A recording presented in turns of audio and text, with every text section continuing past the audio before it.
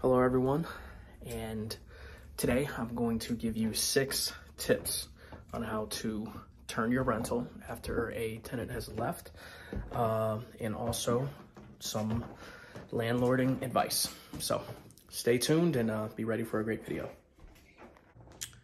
All right, so tip number 1, fixing broken items. So I had a tenant move out and the blinds here were broken. So I'm going to fix that. Another thing that I wanted to also point out, this strip here was broken, so obviously I'm gonna fix that. There's something on the wall I had to take off the wall.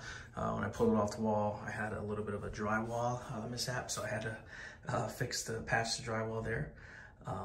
But yeah, so I had to fix that. So make sure when you are turning these units, obviously you want to fix the broken items. I know that sounds pretty self-explanatory, but that's the number 1 thing you want to do is obviously fix the broken items that are broken. Obviously I have to repaint here a little bit as well too. All right, tip number 2, minor upgrades. So I added some knobs here. What I also did was I added ceiling fans. So that's a new ceiling fan. I also added a new ceiling fan in here. I'm gonna go to this back room here and show you, obviously, added another new ceiling fan. So it is important to make, minor upgrades, right? I think these are minor upgrades. I think all in all, I think it's, I maybe kept it under $300. I try to spend about, $150 to $300 every single time I turn a unit for minor upgrades. Again, it's more of peace of mind down the road. Things are gonna last longer, and especially I don't have to do just one major, huge renovation, after, 10 years if I'm doing things, each and every time I'm turning a tenant, it's gonna make, like I said, things last longer, but also too, it's gonna soften the blow, so you don't have to come out of pocket, $3,000 or $4,000, one day when you majorly turn something. All right, tip number 3, preventative maintenance. So what I definitely recommend is pouring Drano down all of your drains. That's a very, very helpful thing with preventative maintenance. Obviously, it keeps those drains clear. What I did here is, I added just a small liner underneath here. I gotta smooth that out a little bit. I'm starting to get some bubbles. But I added a liner underneath there. I also added it underneath, this sink as well. And again, you're gonna get problems, right? But the biggest thing is you wanna stay ahead of those problems.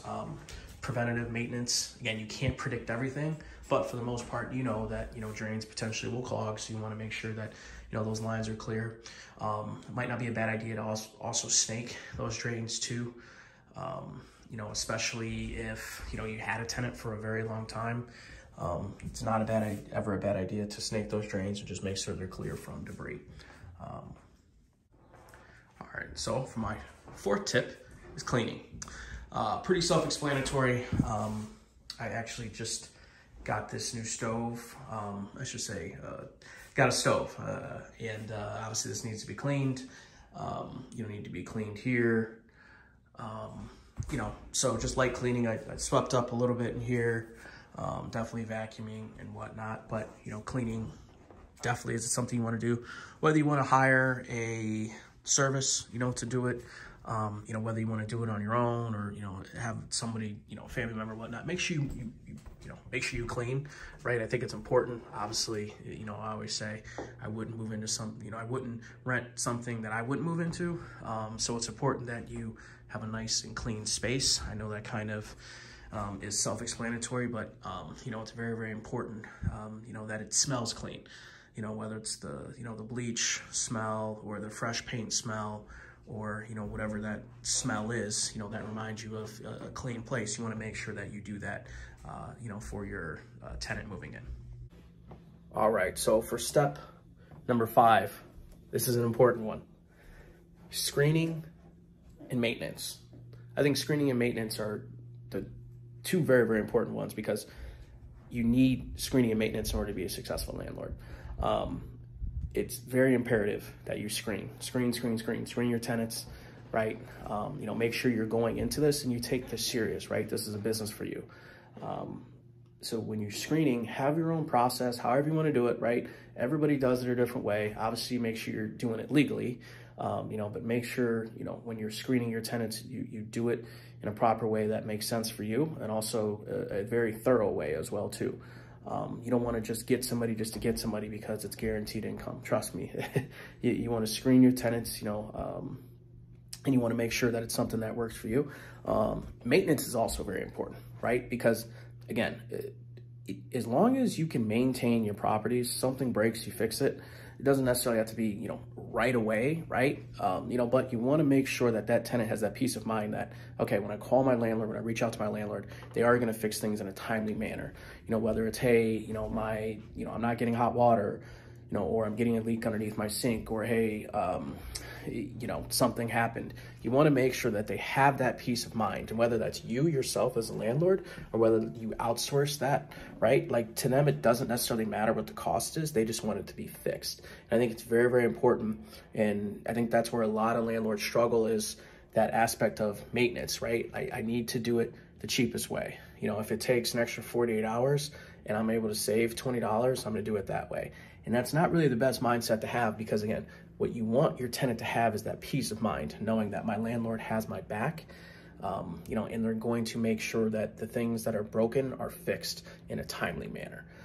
So that's a very, very important one. I definitely think, you know, you should really, you know, if that's kind of not at the top of your list, that definitely should be at the top of your list, because, you know, that's how you can essentially keep a good tenant, you know, for an extra year or not, because maybe you wanted to wait for an extra, you know, somebody to come who's $50 cheaper 3 days from now, but you know that they can't use their sink, or they can't use their bathtub, or they can't use something along those lines because you're trying to save money. Trust me, spend the extra money and keep that tenant happy.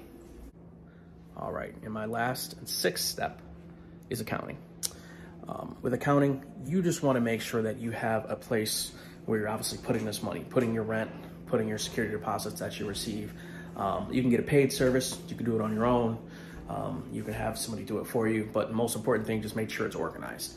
The reason why I say make sure it's organized, because if you ever go to sell these properties, trust me, you're gonna look so much better, and you're gonna be able to sell the house that much faster if everything is organized. If you have, okay, here are my rents for the last 3 years, right? And it's nice, it's neat, here are my expenses, you know, here's what I paid.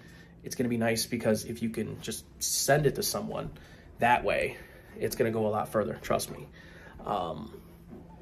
You know, also too, just for your peace of mind, you know, and also tax purposes too, you wanna make sure that everything is organized. Again, I have 2 separate accounts that I have. I only pull, you know, stuff from one account. You know, and when I go to buy things, whether it's toilets or, you know, drywall items or, you know, ceiling fans, different things like that, I pull it from one account. So it's important to have your accounting, you know, taken care of. You know, putting your security deposits in a you know, place, you don't want to commingle it, you know, with other things, right? So you think, you know, oh, okay, I have all this money, right? But it's like, no, you don't, because all your security deposits are, you know, in the same place, you know, as, you know, where you're pulling money from. You know, so just make sure your accounting is taken care of, make sure it's organized.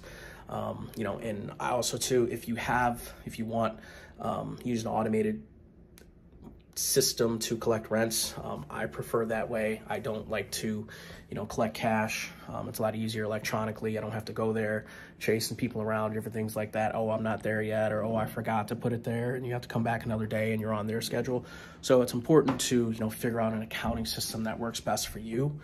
You know, I think there's a lot out there, right? Do your research. There's some free ones, there's some paid ones, but most importantly, just figure out what works best for you. So thank you guys for watching. These were the 6 tips in turning your rental, and also on how to be a successful landlord. So thanks for watching, and make sure you like and subscribe, and I will see you next time.